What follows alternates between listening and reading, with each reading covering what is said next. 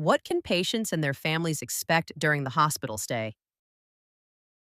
Every single center and every single children's transplant unit is a little bit different in how they do things. Things that are very common is every single day the medical team will come by typically in mid-morning to talk with the family about labs and vitals, what the plan is for the day, what things are going well, which things we're watching more closely or worried about, and things that we're worried about, what we're doing about them.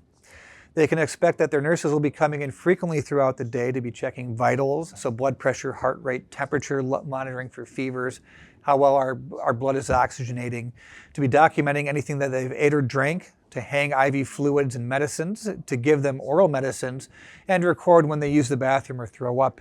So that way we're keeping a very close eye on how much fluid is going in and how much fluid is going out, because that can lead to problems after transplant. We watch almost everything that happens with these patients.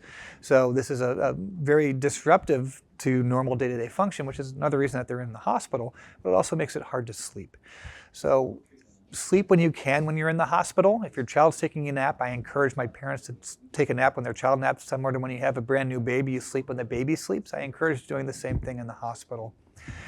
Know that things over the weekends tend to be a little bit more quiet, and some of our additional services that are typically there during the week are not as available over the weekend. So maybe that's a time to focus on really trying to save your activities that you have for your child for these long stays and using those on the weekend to help keep them busy and distracted.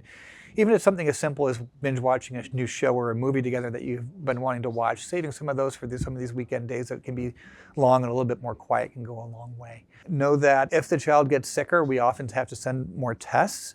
We often have these patients in some form of isolation, so they're often not able to leave the room for periods of time because of the risk for exposure to different pathogens, particularly viruses, because sick people come to the hospital and we want to minimize those exposures when their immune systems are so very weak. So those are probably the things that I think most of in the hospital for these families and what to be expecting throughout the day.